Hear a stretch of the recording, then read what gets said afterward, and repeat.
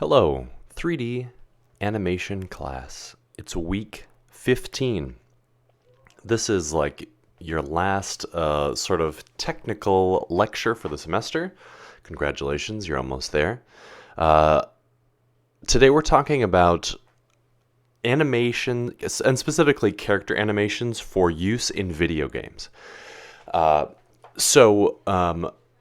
In general, every action or everything that a 3D character does in a game is a separate animation. So in Blender, we're going to talk about how you can save different animations as actions within Blender, and also how you might prepare and export a character from Blender for use in a game engine like Unreal or Unity or something like that.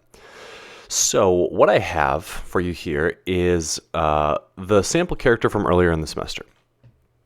And we're going to just like talk, as I said, dig a little deeper into how you can prep and animate and kind of what workflow you might use for setting up for a video game. Now, let's move my head a little bit. Maybe I'll be up here today. I'll be a little bigger. Okay, so first thing, I'm in just the layout view here. We're gonna need a few different like tabs, timelines to kind of help us out here. So first, let's switch this from the timeline. Why do I always struggle opening these? And let's go to the dope sheet, and we'll actually change this to the action editor. So hopefully you remember or have heard me talk about how animations can be saved and used on separate things as actions. And specifically, we used this when we did the motion capture data, that we copied the action from the mocap rig to or from the mocap armature that we imported to a character this very character that we had in the scene. So we're going to use the action editor for that. But then there is actually another workspace or panel that we can use to animate our actions, or not animate our actions, but sort of use our actions. And that is through under the animation thing here, nonlinear animation. So this kind of allows you to arrange actions kind of on a timeline here. And so this has functionality besides just video game animations too. Like if you're just animating a character for like a feature or a story, and let's say you have like a blink animation. So rather than like keying a blink every time you want it, you could just go into your action editor down here, or what is this called? The nonlinear animation window, and you just drop a blink in on your timeline everywhere you want it to blink, rather than saying like, okay, eyes keyframe here, eyes keyframe here, eyes keyframe here. You just say blink. Or like, other things like that. So if we're thinking about specifically like a video game character, what they might do, there's kind of go look at a video game. Go look at some video game footage and see what they're doing. But there's usually like an idle animation. So like when a character is standing still, what are they doing? They're very rarely just doing this, in a T pose. They're usually kind of like standing or like and breathing, or just kind of like shifting from one foot to another, or like if depending on the type of game, maybe there's kind of just like I'm thinking of what's the one, that fighting game, like Dead or Alive or something like that, where they're kind of like in ready position like this, like that, and they call that an idle animation. And then maybe they have like a walking animation, and then maybe there's also a running animation. And like if it's an FPS game, maybe there's like raise weapon, or like lower weapon, or like hip fire, or like aim down the sights, or maybe there's like an interact animation. So like in older games, like the interact action was like the same for every action. So it's like they stick their hand out and they like touch a thing, and that's the interaction. But obviously nowadays in games, like there's so many different contingencies of things a character might animate. So it might be like, there's like a flip a switch animation. So it's like the character sticks out their hand and flips a switch. And maybe there's like turn a wheel animation. So then they reach their hands out and they turn their wheel like this. And so like animators have to, and game designers have to plan ahead and think of all the different animations that a character could possibly use in the game. So for the purposes of speed and simplicity today, I'm just going to do like a couple super like basic things, but like to continue down the road of like what an FPS character, first person shooter character might do. Like there'll be like a raise weapon, lower weapon. There might be like a crouch and kind of walk and crouch. And then there's like, prone, things like that. And there's like loot or like pick thing up. And those would all be separate actions that are animated. Okay. So let me just put in some super duper basic things. Let's just do two. I'm going to do like a punch and I'm going to do a kick. Okay. So starting with a punch. So this is going to be, so I've got my action editor here. So remember, this is like part of the dope sheet, and then you can switch from dope sheet to action editor. And let's create a new action here with this button. Let me change this too, so I'm a little smaller. Oh, and I'm hunched over today, so I need to just like move this a little bit. There we go. Hi. Okay, new animation with the new button here. New. Okay, and we'll name this action, and we will call this punch. Punch. Okay, this is the punch action. So starting, some people start on frame 1. For some reason I always start on frame 0, but that's fine. Okay, so starting with this. I'm going to G, kind of move the hands down like this. Well, no, this is going to be a chop because I can't make a fist because I used like the very simple rig. So it'll be chop and kick. Already got to rename this chop. Okay, chop. Missed the O. Okay, chop. Okay. All right, so right hand is going to kind of come back. Right hand's got to go up like this. Rotate like this. Got to kind of continue moving. It's got to, I'm trying to get it to be a little bit more of a more natural. Oh, and the other thing I need to do is I need to like twist, rotate. Can I rotate this way? Oh, that's going to rotate the whole thing. Maybe I just need to like rotate the shoulders like this. There we go. Okay. Oh, no, and the hand needs to be the other way because you chop with like this side of your hand. You don't chop like with your thumb. Okay, so we just got to rotate this like around like this a little bit.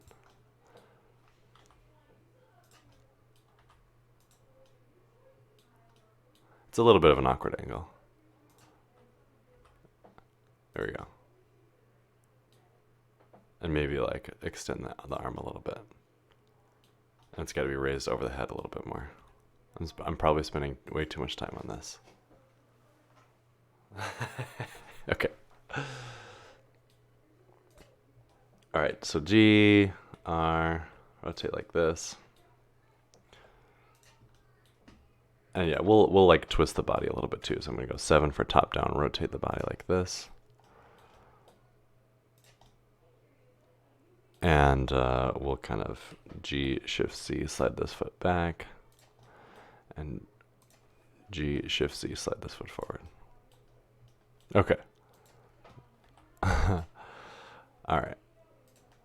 Okay, so here's one thing. So I haven't keyframed anything yet. This is just like my starting position.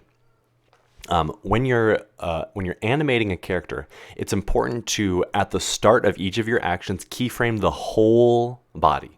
So like you might, maybe normally, you would say like, okay, well, I'm just gonna animate like the hands doing the thing or whatever. But when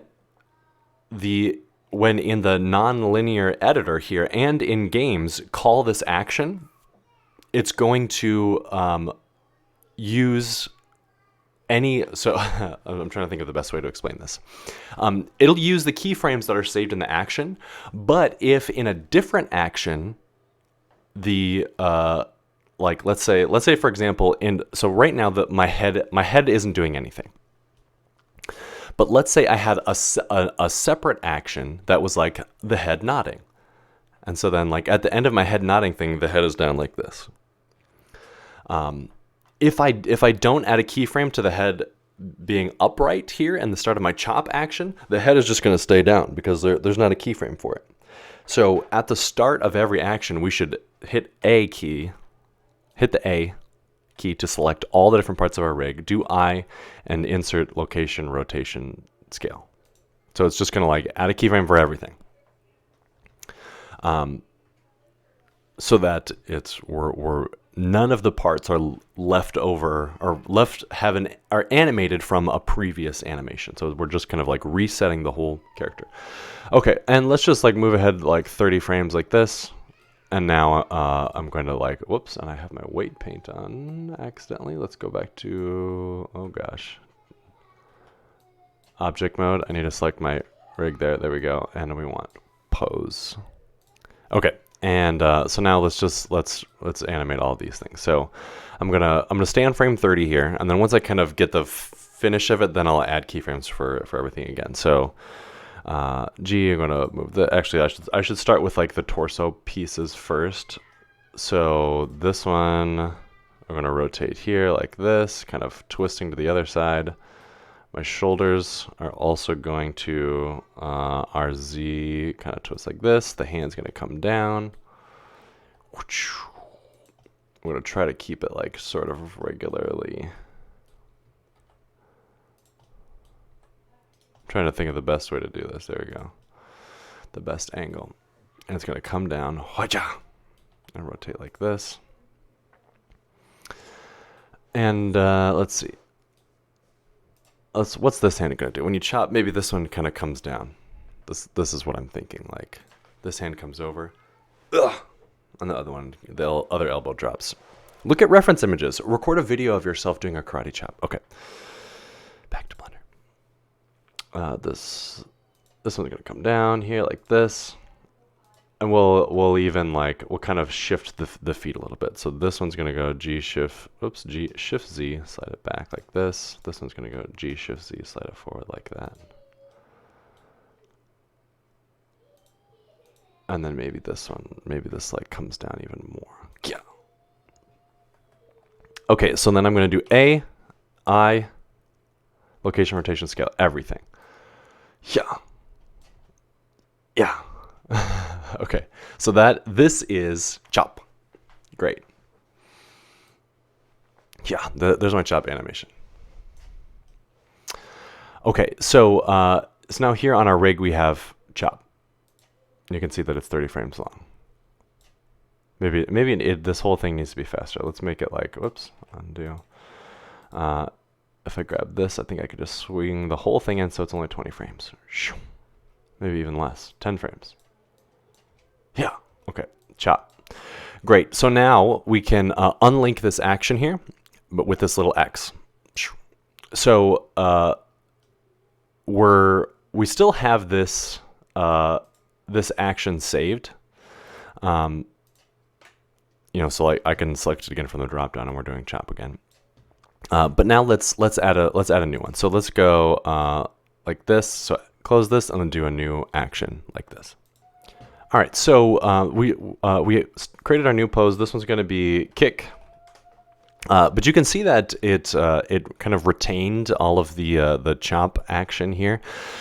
So what we can do here is we can go pause or pose and clear transform and do all like this. So now we're kind of back at the old start here, and we're on frame 1. So and I already have everything selected. So I'm just going to go ahead and right now do let me set my first. First pose first before I do all of the keying. So let's just very quickly pose mode. I'm gonna have him G kind of squat down. It's gonna be a super athletic kick. So he's gonna like swing his leg back like this. Make sure the foot isn't totally crazy. Kind of move him back like this. Kind of maybe rotate forward. And ooh, actually the swan pose. Bring these down. Oops. Let's do a front view.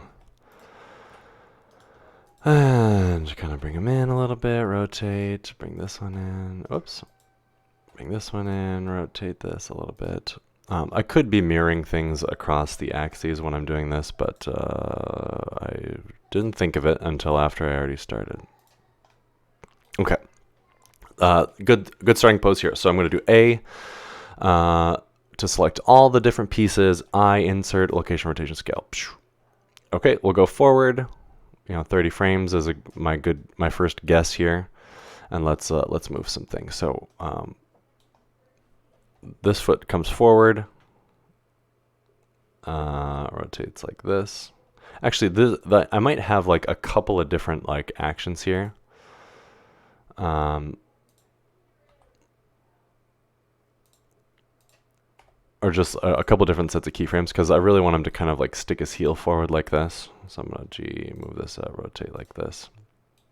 I'm gonna do A, I, location, rotation, scale, and then like the last part is he's really just gonna like jab his foot forward.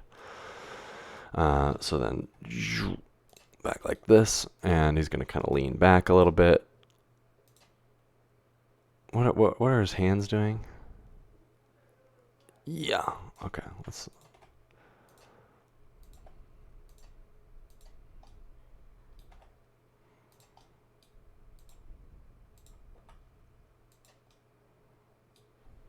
Maybe that moves back a little bit too.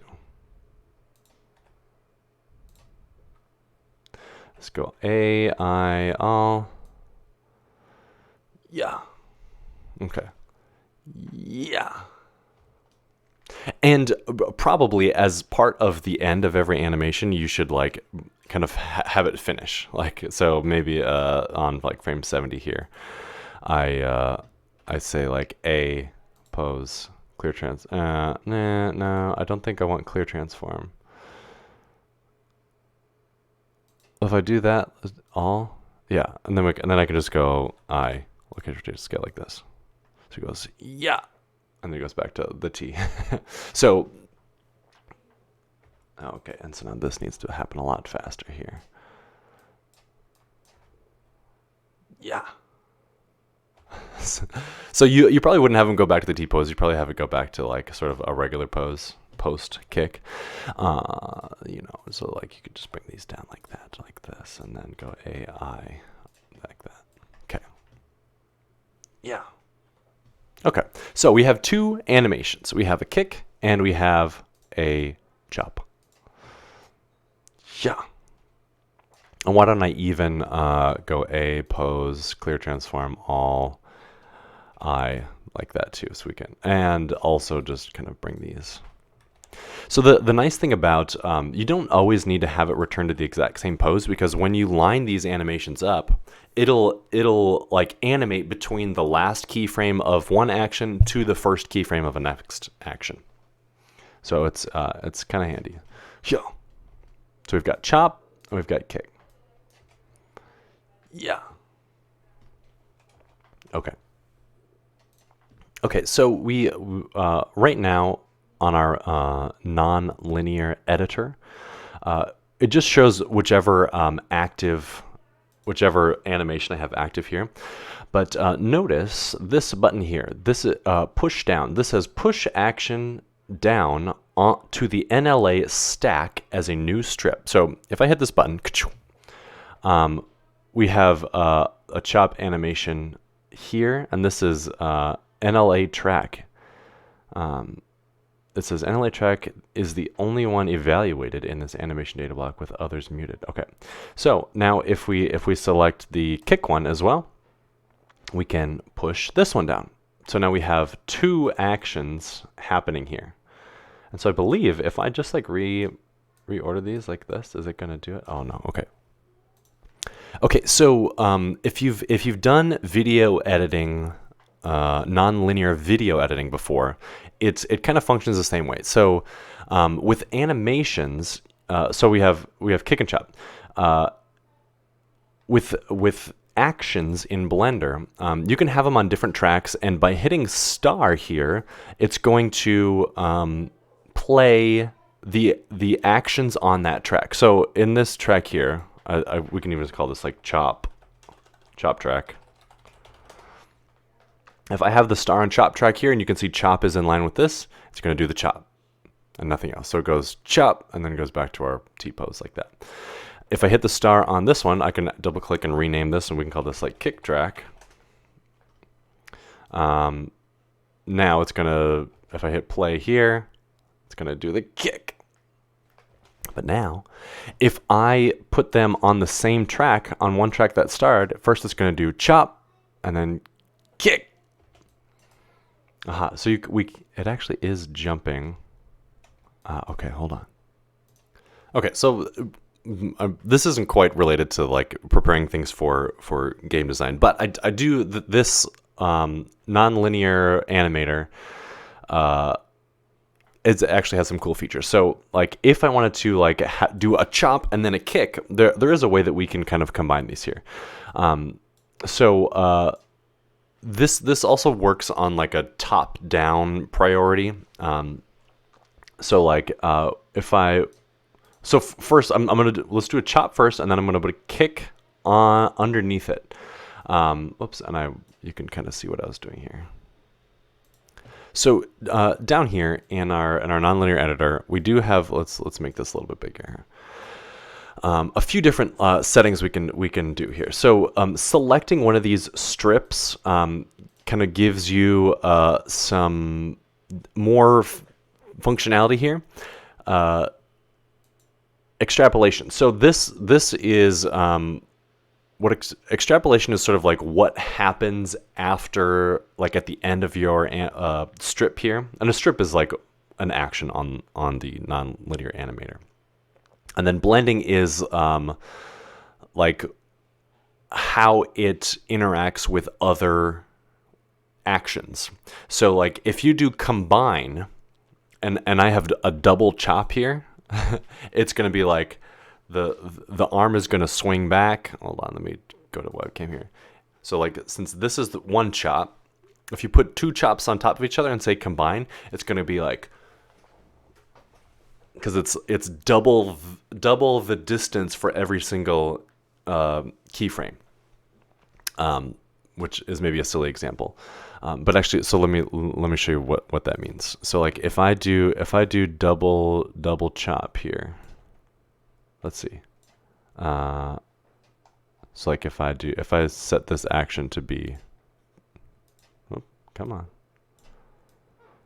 If I also edit action, chop, and these are, rather than replace, we combine. You can see it here.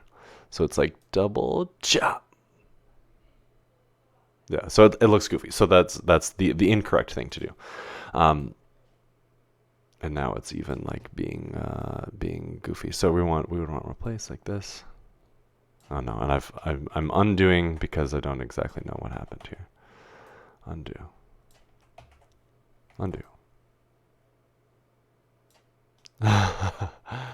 It seems I've borked it here. Oh, it's maybe because I have kick and chop on different things here. Anyway, okay.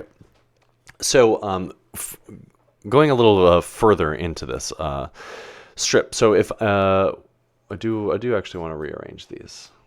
I do want the chop to be on the top and the kick to be here. Okay, so my chop is looking pretty goofy, so I'm not exactly sure what has happened with this. But we're just going to go with it. So there's the chop animation. No, I shouldn't just go with it. I should try to solve this.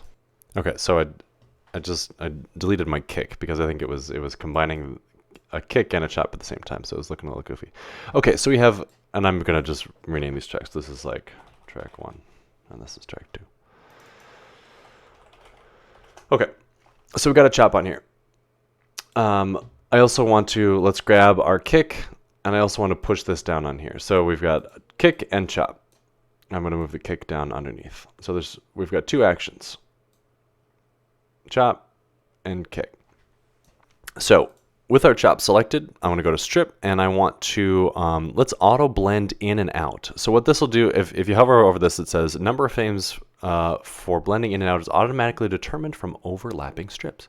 So if I check this, And I can also do that on kick. Now, if I line these up over each other like this, you can see that there's a little diagonal line that kind of appears, and I can even extend this out a little further so that there's kind of more time to blend from one animation to the next. And so now how it'll work is it'll do a chop, and then they'll gradually go into a kick. Yeah. Yeah. So this is where it becomes important to make sure you have those keyframes at the start of each animation for the whole rig, because like if I had not keyframed like the hands, for example, for the kick, the hands would still be stuck out like this from the chop animation. So this is how you can use the same character and use different sets of actions to create a longer animation. So this can come in handy if you're doing longer things and using having actions used more than once. So again, like if this were like a real video game character, you'd probably have like at least 10 or 12 of these. Like you'd have a run and a walk and an idle and things like that, and so you'd be able to kind of animate between them, etc.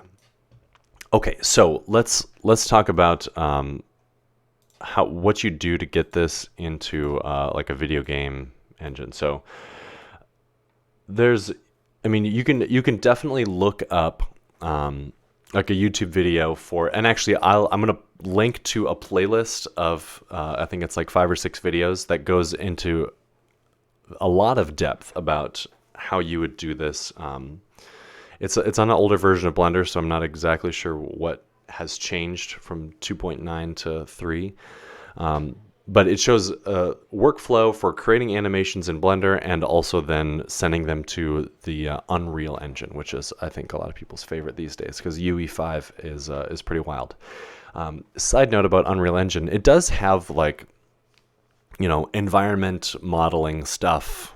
Like you can make things directly in Unity too, and it's 100% free. So if you're interested in game design, I definitely recommend you check out Unreal and piddle around in it for a little while. Okay, so export. How do we export this for a game engine? So now in some cases, you might need to bake an action. And what that means is rather than having like your 2 or 3 keyframes and have things interpolate kind of in between, baking an action is baking the position of every bone on every frame. And it's just kind of maybe a downside, but it's just sort of a way of verifying and like making sure the animation is exactly right when you take it into another program. So how you can do that is here in your action editor, you can select one of your actions by hitting the star here next to it to kind of solo it. And you can go to pose and I realize my head's in the way. You can go to the pose menu and you go to animation and bake action. And this will, whoops.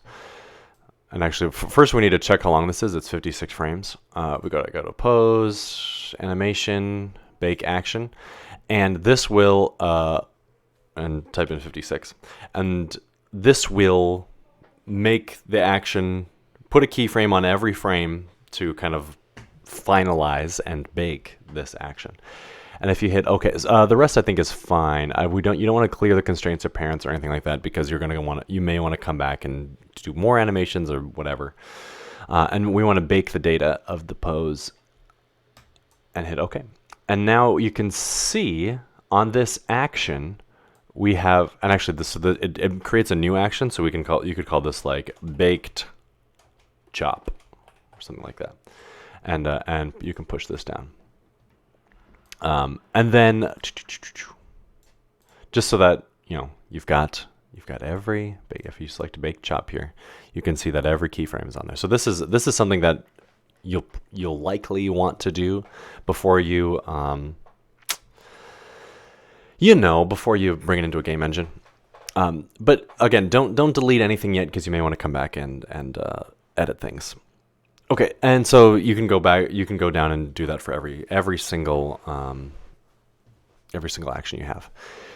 Then, if once we're ready to send this to Unreal or something like that, we need to export. File export. And so there are lots of like compatible formats that work well with game engines, but the one that I think pretty much everybody uses is FBX.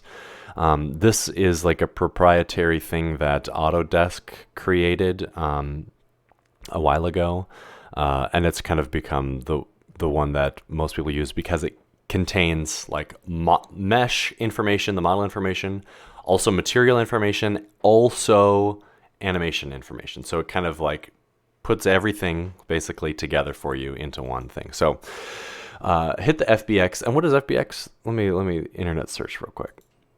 Okay, according to Wikipedia, FBX stands for Filmbox, or Filmbox. It's a proprietary format owned by Autodesk since 2006.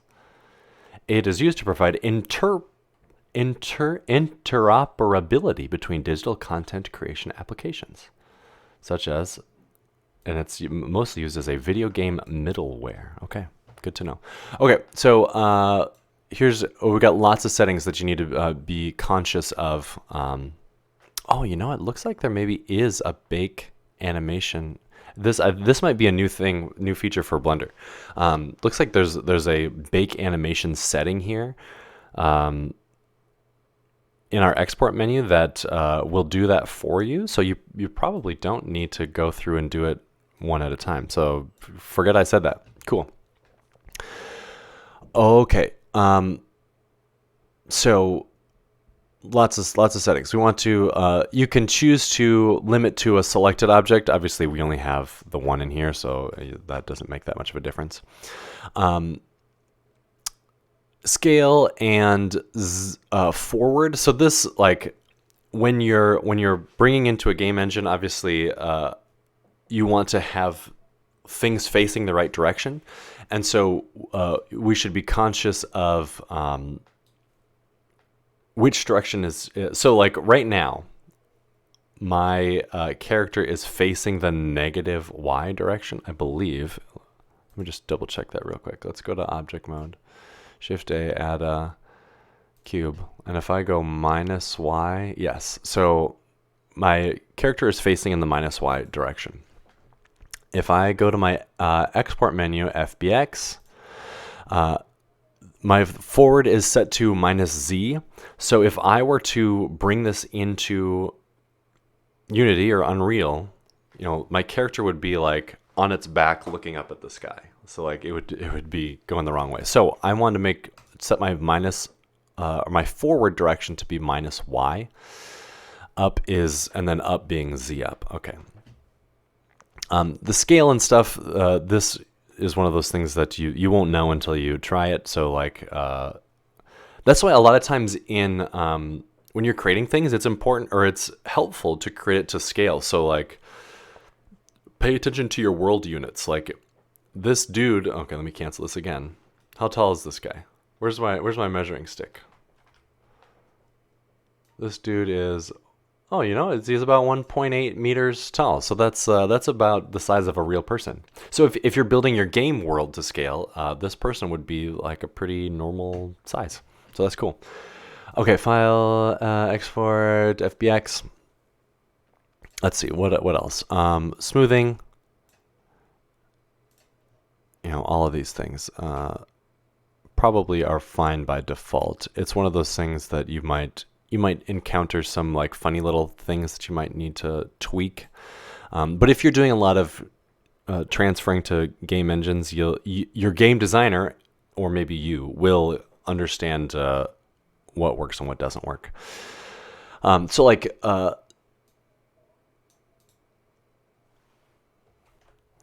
couple things that I've heard you should do is disable add leaf bones, because it's going to this says it appends a final bone to the end of each chain to specify last bone length. Use this when you intend to edit the armature from exported data. Disable that. Because if you're using Blender, you're going to edit your armature in Blender most likely, rather than in a different program. Bake animation, so we talked about this a little bit. Simplify, so what Simplify does, if I read this, it says how much to simplify baked values. I've heard to just set this to 0 because it'll change your animation. So set your simplify to 0 so it will not simplify. Let's see, anything else in here?